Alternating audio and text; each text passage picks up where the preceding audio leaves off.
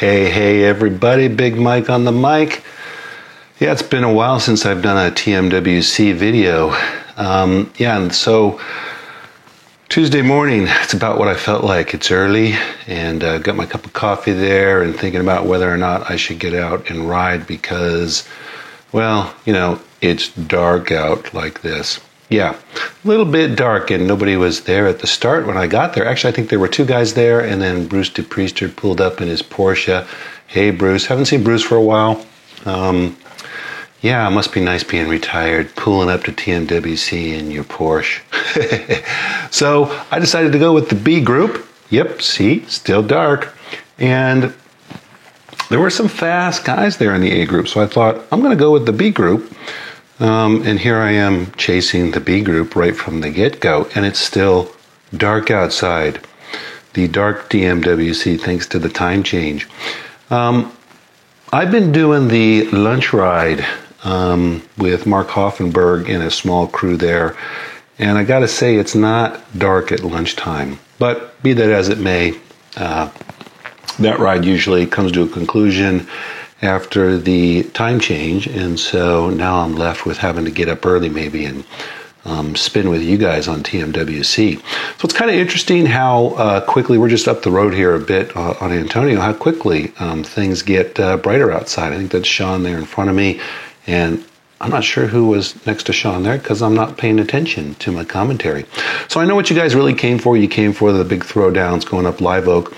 Got Mr. Smooth there, Pete, and we got yellow jersey, old school Chinelli Campanolo guy who I should know, but I can't think of your name. We got Mark here. I see Charlie. I see Matt, and I see these two guys off to the left on mountain bikes. There's Crazy Mikey doing his thing. Mike G, Jorge's in the group. Todd is looking nice and skinny in this group. And usually at this point in time in the ride, without an A group, B group, and the A group has caught us here. They caught us down coming off the climb off Melinda, basically. I'm pretty shelled here at this point in time, so I've got a little fresher legs going with the B group, although the B group didn't honestly go all that easy. But yeah, hey, I'm just here spinning. So we're going to talk a little bit about spinning and my 2 cents on spinning and how that can maybe make a difference for you. So just watch again the pedaling styles of the various of our various comrades here in the peloton, if you will. So we're pulling up to Cook's here at this point, and I'm thinking, I'm not feeling shelled like I usually do. And then it dawned on me the reason why, which I just elucidated earlier. Did I say that word correctly? If I make it this far without feeling really bad, I start mentally thinking maybe I have a chance to hang with the top Lilliputian climber dudes on the climb. So I was kind of thinking that. And if you look at the watts here, when we first started, we weren't going that bad, but now things have heated up a bit. I'm up there around 500 watts, so things are starting to happen. And I'm actually maybe, passing a guy or two and staying in the group. Although things are, when it goes hard like that and guys go on the gas, you do see how things get strung out. And there's Super Dave, another good guy to watch and learn from. So through a couple little tacks are thrown down here, and we're somewhat of a little bit of a selection's being made. And then we have these two guys on mountain bikes. So Steve, we'll just call him Ski. Nobody calls anybody Ski anymore. Back in my day, if you had a last name that ended in Ski, that was just your name, Ski. We just called you Ski. Maybe you can't do that anymore. I'm showing my age. And then the other guy who you can't see, who's actually up the road just a tad, also on a mountain bike, Bryson. Now, Bryson used to come out here on this ride 15 years ago anyways, and he used to be on a road bike, and he used to kick all of our butts, just like Steve has been kicking all of our butts on a mountain bike or not.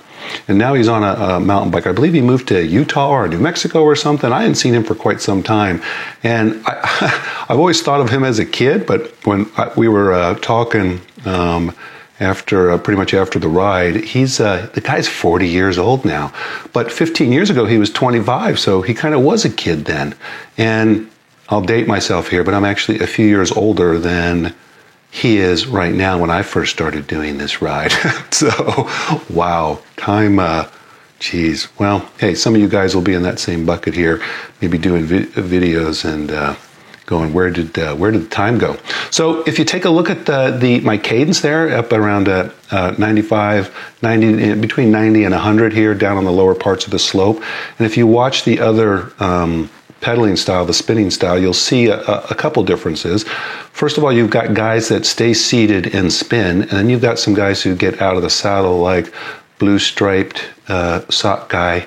There's Jorge. Can't call Jorge pink socks anymore. He hasn't been wearing pink socks for a long time. I got to figure out a new name for these for Jorge here. These tough Mexicans, man. So again, I'm just like, wow. Hey, I'm hanging with some good company here. You see, my cadence has gone up to 100, the high 90s and low 100s, and the guys who are on the front of the group are also spinning. Now look at you can see Bobrovsky's and Bryson's pedaling style. They are spinning pretty much at the same rate, and they're spinning at about what I am, roughly speaking. There goes Jorge out the back, but I think he throws down another attack. And I got stuck here behind Mike, but you'll see Mike's tough too. Look at him get back on it and try and get back up there. So on a climb here, when I'm able to spin like this and stay in the lead group, I know I'm on a really good day. There goes that tough Mexican again, but he will explode catastrophically here in a second, because it's hard to do that. You're wasting a lot of energy out of the saddle rather than staying seated. And hey, I gotta represent for the road biker, so I can't let the mountain bikers beat us up to the top. I can't let Jorge beat me. I can't let Jim Bishop beat me. There's also a guy who's been around on this ride for many, many years, Mr. Bishop there. Ask him about Bishop's Corner one of these days. He'll tell you a good story. And where Bishop's Corner is actually located. So I'm like, what? Look, hey, there's nobody in front of me. And I'm almost at the top. If anybody comes around me, I'm going to punch you. No, I wouldn't do that. Although I think Jim thought about coming around me. You can't see him on my camera here, but he was right next to me. And we get up here to the top, and you'll see my cadence is up over 100, and I was able to maintain my wattage. And really, if you think about it, the reason why I was able to do that is it didn't go super hard before the climb. All right, so final throwdown here on the corkscrew. In with this again, the select group of fellas, if you will. These young fellas who ain't so young. On the mountain bike are also kicking it hard. Justin is a good spinner, so there's a good guy to spin from. So notice the difference in spinning between Justin and the guy in front of him. He's more of a grinder type, and just food for thought. Everybody has different riding styles, but it's a little more efficient to spin rather than grind, particularly on the climbs. And there's all kinds of reasoning behind that I won't pretend to, I won't attempt to discuss, I guess, in this short period of time. But here I am actually climbing, guys, on this corkscrew. I used to have a fairly decent corkscrew charge in me, and maybe I was hearkening back to those older days here. I believe this is, who's the spinner in front of me? Oh, that's Todd. So Todd's another, if you want to know how to ride a bike efficiently, Mr. Todd Brown and Super Dave would be two guys. If you ride behind them and just do what they do, your cycling will improve. So I've got some good wattage left here. Again, the cadence is up, spinning. We've got a small little break of Super Dave representing on his road bike and the two mountain bikers. Now, my excuse for not winning the final sprint was I couldn't shift my gears into the big ring. So I'm stuck on the little ring here, and I needed to be able to shift into the big ring when we made this corner, and I couldn't do it. So that's my excuse for losing to the mountain bikers. Now, Super Dave, who's been on a crazy winning streak here in Criteriums, really, honestly, Dave, your excuse for not taking the two mountain bikers was you were being nice. So I can understand that had those guys been on road bikes, but they were on mountain bikes. So there ain't no being nice to guys on mountain bikes who aren't on road bikes that are on mountain bikes winning this when because you're being nice. Anyway, Super Dave, what a fantastic rider to be behind. Another great TMWC ride here as we finish into the upcoming sunrise. So just a fantastic ride, and I happen to be on a good day. So guys, think about spinning and going up.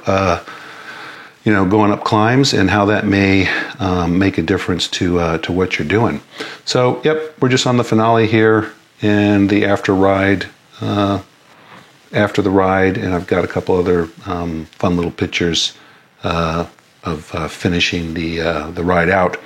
And I guess with some of these pictures, here